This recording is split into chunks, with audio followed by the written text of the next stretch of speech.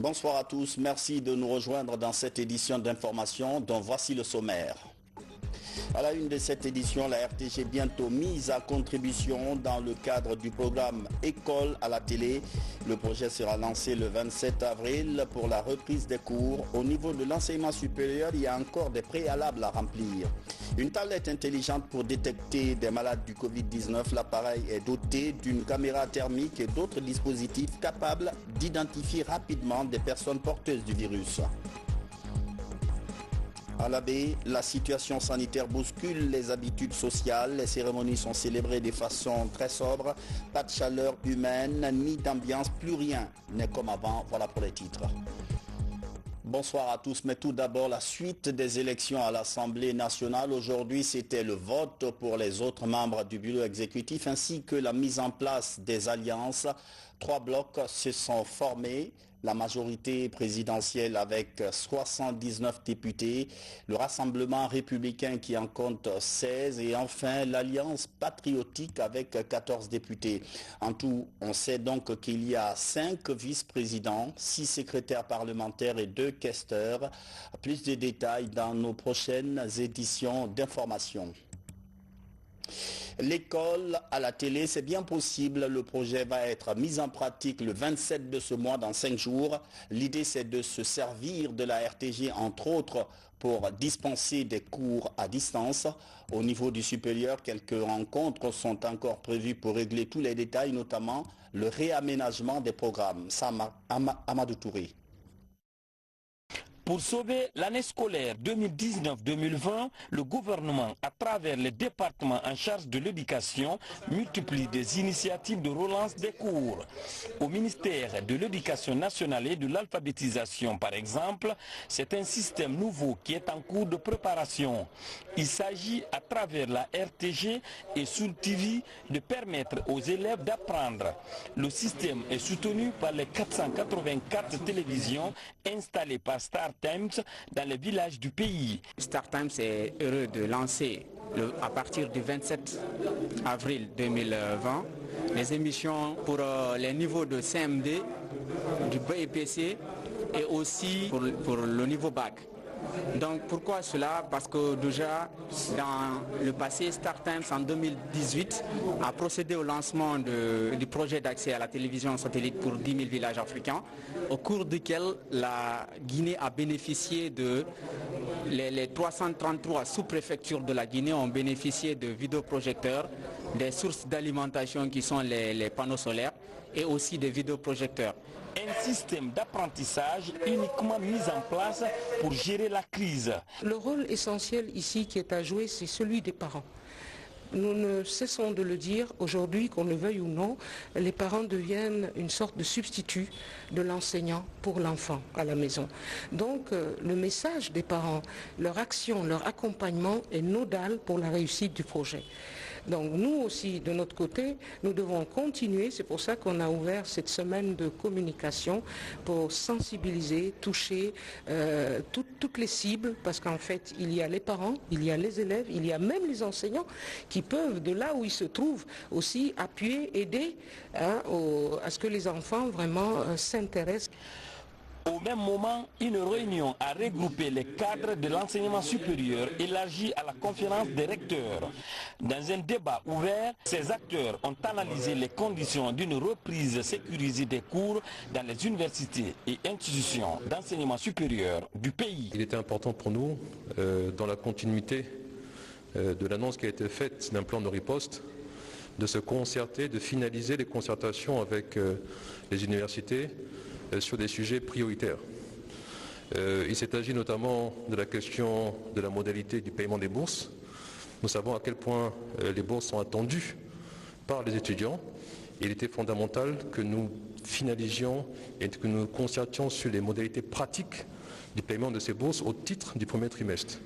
Le deuxième point abordé, c'est la question de l'appui, je dirais du soutien à la continuité pédagogique. Je veux être clair sur cette question-là. Il ne s'agit pas de substituer les enseignements en présentiel par des enseignements à distance. Le système universitaire n'est pas suffisamment prêt et doté pour pouvoir envisager cela. Ceci étant dit, nous souhaitons mettre à disposition une solution de soutien pédagogique qui permette non seulement de consolider les acquis académiques, mais qui permette également aux étudiants d'avancer sur le curriculum qui est prévu sur les 3 derniers mois de l'année. Nous avons eu des propositions également de la conférence sur les possibilités de réaménagement du calendrier universitaire.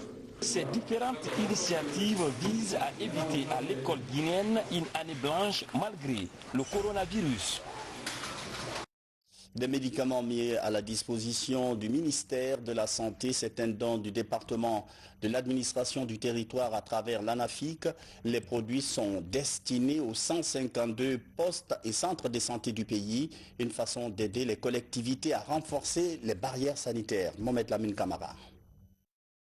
En 2019, l'Agence nationale de financement des collectivités a réalisé et rénové plus de 100 infrastructures de santé en faveur des communautés rurales du pays. Un acquis qui entre dans le cadre de l'exécution des plans annuels d'investissement des collectivités. Pour faire face aux problèmes de santé dans les municipalités, notamment la gestion du Covid-19, l'agence, en partenariat avec la pharmacie centrale, approvisionne 152 postes et centres de santé en produits pharmaceutiques ainsi qu'en équipements médicaux. Le coût de cette intervention de l'ANAFIC s'élève à plus de 4 milliards 198 millions de francs guinéens. L'ANAFIC a programmé la prise en compte et l'effectivité de la réalisation des structures sanitaires, 137 postes de santé et 15 centres de santé, justement faits par les collectivités elles-mêmes à travers ce que l'on appelle le diagnostic participatif communautaire, ont donc été à date réalisés. Mais si vous faites un poste de santé, vous faites un centre de santé, l'État met à disposition le personnel soignant. Et si vous n'envoyez pas de médicaments, à renforcer ce que l'État déjà met à disposition, eh bien, votre structure n'a pas de viabilité. Donc le lot de médicaments interviendra dans un spectre plus large. Le combat contre les pathologies ordinaires et la pandémie de Covid-19, le gouvernement en fait sa priorité. C'est dans cet élan que ce lot de médicaments et d'équipements sanitaires est mis à la disposition du ministère de la Santé et de l'Hygiène publique. Vous savez, un système de santé sans médicaments, ce n'est pas un système de santé fiable. Donc, comme je le disais également, nous sommes très heureux. Il n'y a pas que le Covid-19, il y a les autres pathologies ordinaires qui étaient prises en charge habituellement. C'est pourquoi je puis rassurer mon homologue, à travers lui, l'ANAFIC, que ces produits pharmaceutiques seront utilisés à bon escient. Au-delà de la mise en route de ces camions vers les collectivités locales ciblées, un mécanisme efficace est mis en place par le ministère de l'administration du territoire et les services déconcentrés de la pharmacie centrale de Guinée pour un suivi rapproché de la distribution de ce don de médicaments.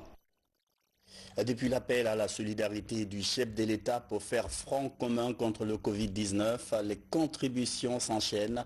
Ce matin, 2 grandes entreprises de ciment font à leur tour un don d'1 milliard de francs guinéens. L'enveloppe devra permettre à l'Agence nationale de sécurité sanitaire d'améliorer la qualité des services apportés aux malades à Donka. Makale Souma. Pour combattre la pandémie du coronavirus en Guinée, le secteur privé met la main à la poche. Guinée Industrie Ciment et CIMAF marquent leur appui en faisant don d'1 milliard de francs guinéens. Ces entreprises soutiennent les efforts déjà consentis. Connaissons que l'ANSS a quand même des besoins, raison pour laquelle nous avons décidé de donner 1 milliard pour les supporter et les aider à trouver tout ce qui est matériel et tout ce qui est besoin sanitaire pour les différents malades. Merci. Aujourd'hui encore, merci à CIMAF et GI. Mais nous rassurons tous ces donateurs que tous ces dons qui ont été faits vont être correctement utilisés et la redevabilité, nous y tenons. À ce jour, plus de 500 Guinéens malades de coronavirus sont hospitalisés. Outre la prise en charge médicale, la qualité de la restauration fait en ce moment débat. Hier mardi, le dîner a été servi à 22 h. Les patients reçoivent 3 repas par jour, mais comme il y a beaucoup de malades, chaque malade a peut-être ses habitudes alimentaires, on ne peut pas arriver à comment je vais dire, même si on fait des efforts, on sait qu'il y a toujours quelques plaintes qui peuvent arriver et on les prend en compte. Donc on reste ouvert aux différentes critiques. L'Agence nationale de sécurité sanitaire s'est saisie de la situation. L'incident s'est produit en ma présence et il n'y a pas à se justifier là-dessus.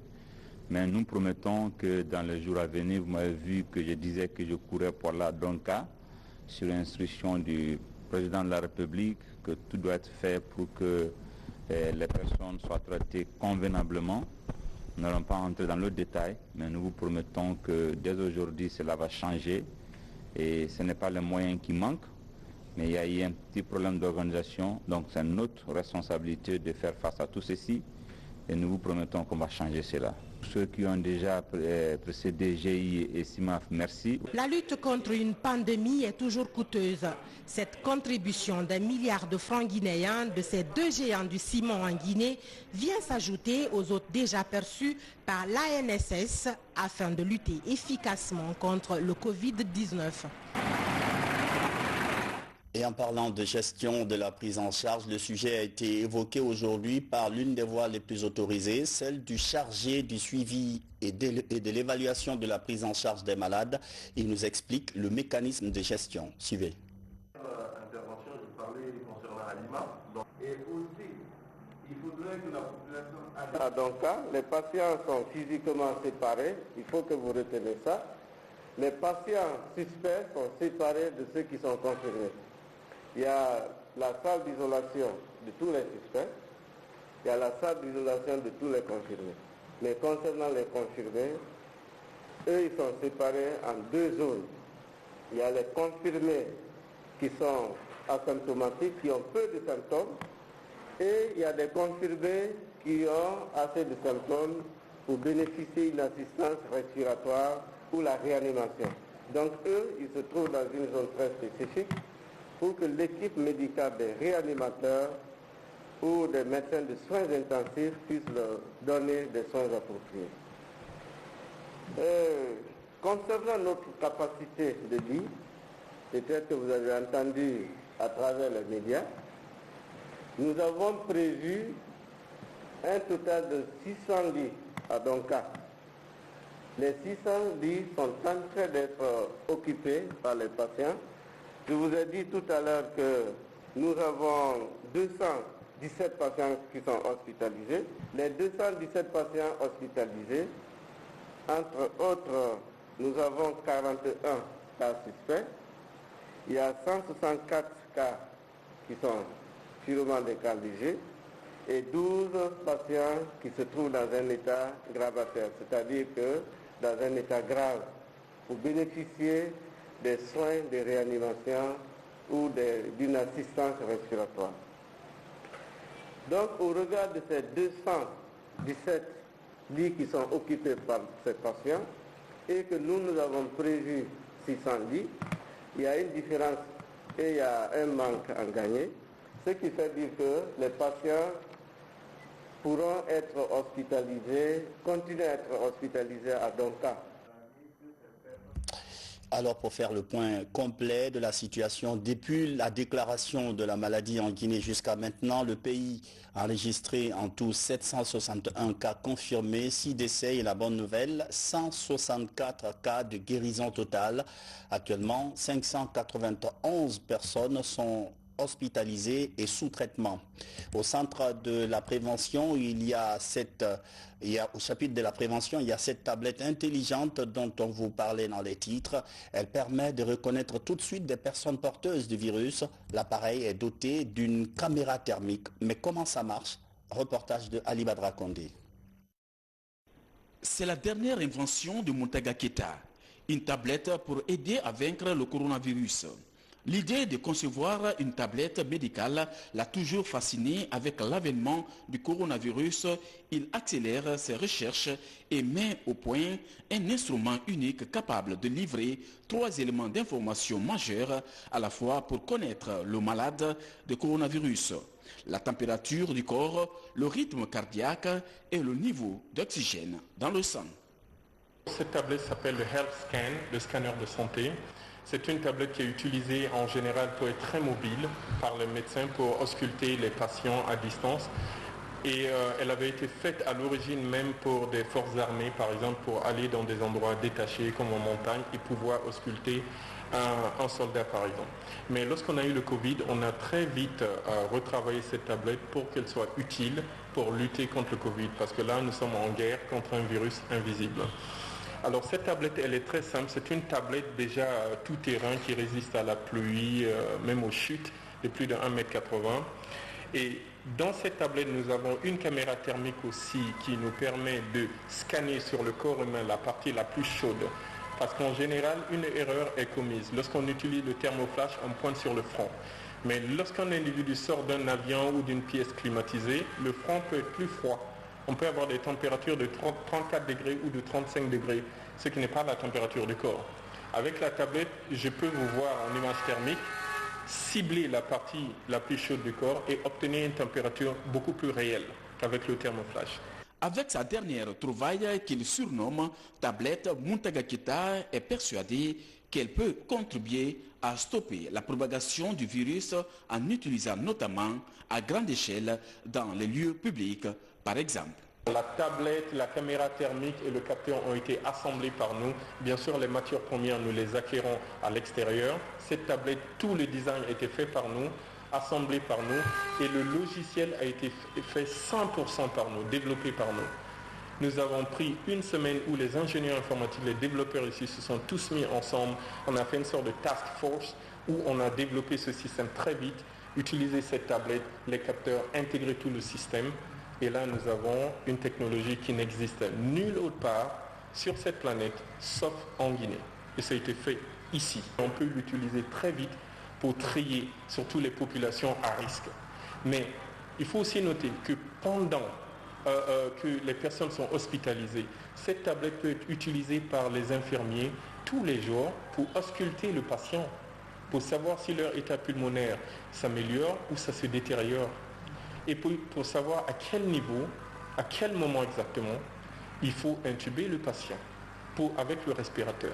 Conforté dans sa démarche par une récente rencontre avec un pôle de scientifiques et des responsables administratifs, le jeune inventeur rêve de voir cet appareil utilisé très bientôt à Conakry, principal foyer du coronavirus en Guinée. Bientôt le mois saint de Ramadan, il intervient dans un contexte particulier cette année. À cause de la pandémie, les mosquées sont fermées, mais les fidèles peuvent faire leurs prières à domicile. El Haj Ali Jamal Bangoura, secrétaire général des affaires religieuses.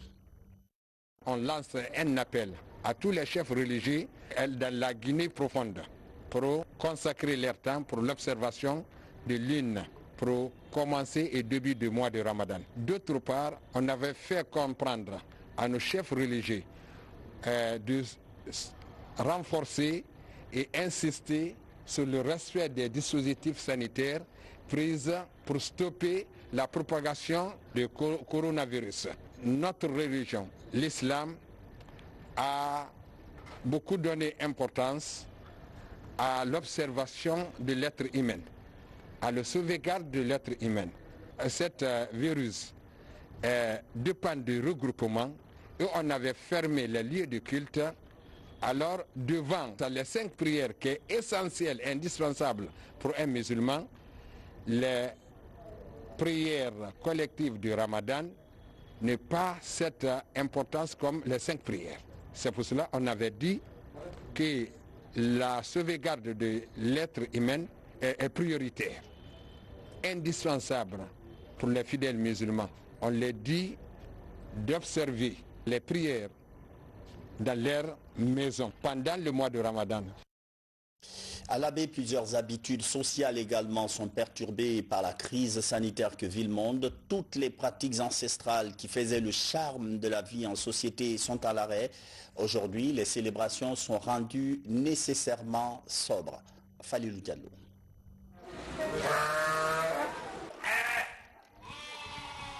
Le mouton de sacrifice ne tire pas profit des bouleversements provoqués par le coronavirus. Pendant des célébrations comme le baptême en communauté musulmane, il est encore sollicité. L'ambiance festive, elle, a drastiquement baissé d'intensité dans les familles. Les événements les plus joyeux se font désormais en famille restreinte.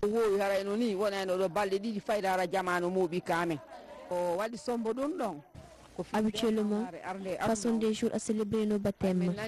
Mais aujourd'hui, à cause de cette pandémie mondiale, on respecte les mesures sanitaires prises par l'État concernant les cérémonies. Je conseille à tous ceux qui ont des cérémonies de limiter les personnes à respecter les mesures sanitaires. Ici à l'Abbé, le Covid-19 a aussi eu un effet dévastateur sur les mariages. Dans cette société conservatrice, l'approche du Ramadan était habituellement marquée par une cascade de signatures, les unes aussi mouvementées que les autres. 219 mariages ont été célébrés dans cette salle l'année dernière. Depuis 4 mois, 41 signatures sont enregistrées. Des kits sanitaires passent plus de temps ici que les couples de mariés. Cela s'explique au fait que nous avons pris des dispositions par rapport à la pandémie, au Covid-19. On a interdit d'abord l'attroupement au niveau de la commune par rapport, bien entendu, à la célébration de ces mariages. Nous avons interdit aussi les cortèges. Nous avons interdit les réceptions. Donc cela prouve que les conséquences dues au virus, sur le plan économique, ça va impacter sur la commune. Ce n'est pas seulement ce secteur par rapport au mariage seulement. La mairie n'est pas la seule affectée par la crise. Les animateurs traditionnels, eux, sont déjà au chômage. Le respect des mesures barrières contre le coronavirus est incompatible avec l'exercice de leur métier. On n'y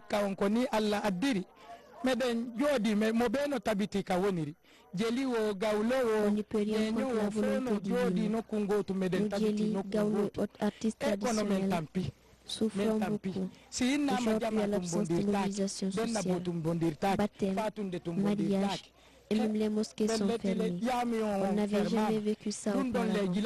Donc nous souffrons. Nous prions Dieu de nous aider à trouver un vaccin contre le Covid-19. En plus de l'économie qu'il fragilise, le coronavirus change des pratiques millénaires qui ont fait le charme de la vie dans nos sociétés. C'est la fin de cette édition d'information. Merci de l'avoir suivi. Bonsoir.